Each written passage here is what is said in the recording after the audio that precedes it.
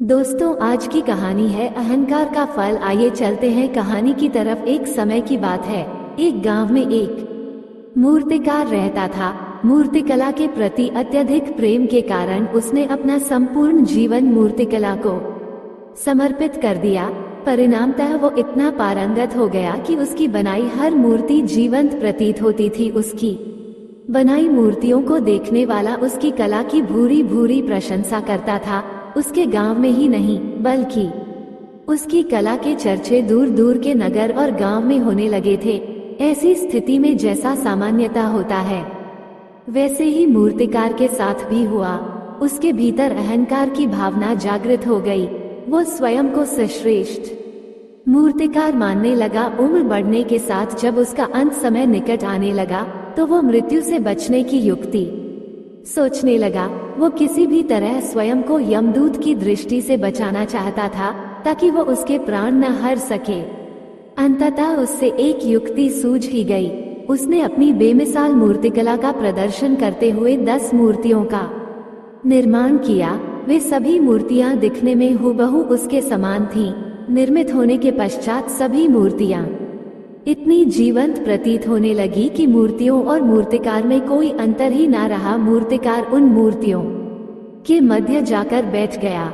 युक्तिनुसार यमदूत का उसे इन मूर्तियों के मध्य पहचान पाना असंभव था। उसकी युक्ति कारगर भी सिद्ध हुई।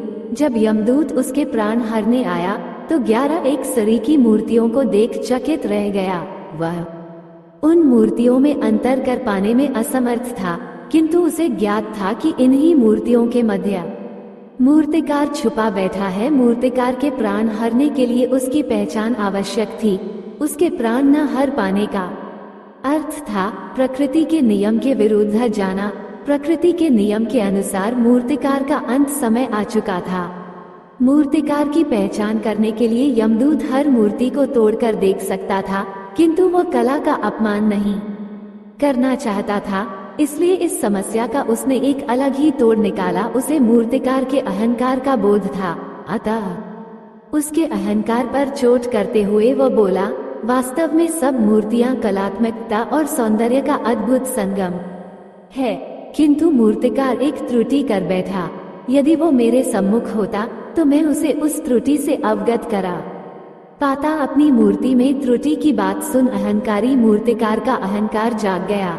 उससे रहा नहीं गया और झट से अपने स्थान से उठ बैठा और यमदूत से बोला, त्रुटि असंभव।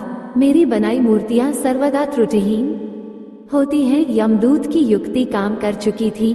उसने मूर्तिकार को पकड़ लिया और बोला, बेजान मूर्तियां बोला नहीं करती और तुम बोल पड़े। यही तुम्हारी त्रुटि है कि अपने अहंकार पर तुम्हारा कोई बस नहीं। यमदूत मूर्तिकार के प्राण हर कर यमलोक वापस चला गया। सीख, अहंकार विनाश का कारण है, इसलिए अहंकार को कभी भी खुद पर हावी नहीं होने देना चाहिए। वीडियो अच्छी लगी तो लाइक, कमेंट, सब्सक्राइब जरूर करें। वीडियो देखने के लिए धन्यवाद।